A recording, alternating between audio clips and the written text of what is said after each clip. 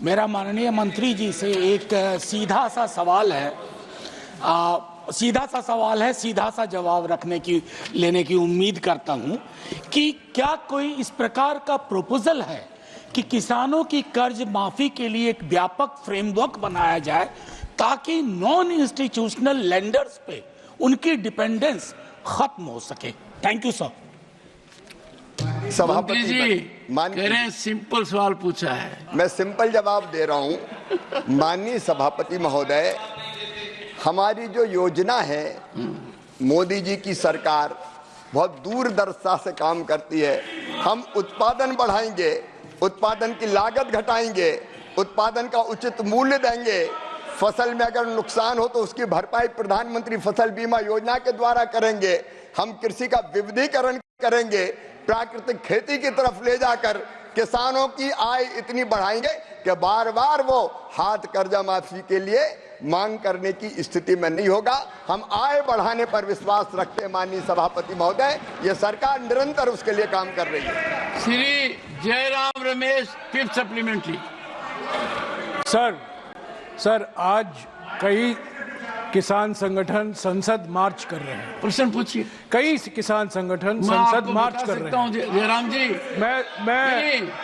मैं मंत्री जी से पूछना चाहता हूं, लंबी बात हुई है कि 3 दिन पहले एक उच्च संवैधानिक पदाधिकारी ने हमारे किसानों की दर्द जयराम रमेश जी के सामने रखी। मैं मंत्री जी से पूछना चाहता हूं कि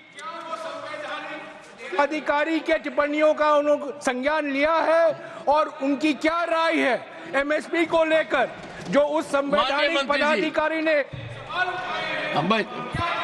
एमएसपी को लेकर। उसके पहले मैं बता दूं, माननीय मंत्री जी मेरे साथ थे, जाते समय भी थे, आते समय भी थे, और मैंने माननीय मंत्री जी के कहा और मैं आश्वस्त हुआ कि जिस आदमी की पहचान देश में लाडले के नाम से थी, वो किसान का लाडला होगा, और मैं पूरी तरह आशावान हूं। और ऊर्जावान मंत्री अपने नाम के अनुरूप शिवराज ये कर दिखाएंगे। जयराम रमेश जी से मुझे उम्मीद थी कि वो कोई प्रश्न पूछेंगे, किसान को बड़ा अच्छा लगता यदि अगर एक बार भी एडजमेंट मोशन आता। आया नहीं। शिवराज जी बोलिए। माननीय सभापति महोदय, और आज मैंने आपका नामांकन कर दिया किसान के लाडले। प्रणाम आपको। बोलिए। माननीय सभापति महोदय, आदरणीय जयराम रमेश जी का मैं बहुत आदर करता हूं।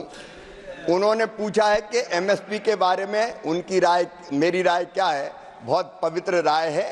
हम 50% लागत का 50% से ज्यादा मिनिमम सपोर्ट प्राइस तय करेंगे और खरीदने का भी काम करेंगे। आपने नहीं खरीदा, मैं एक एक आंकड़ा पढ़ के बता सकता हूं।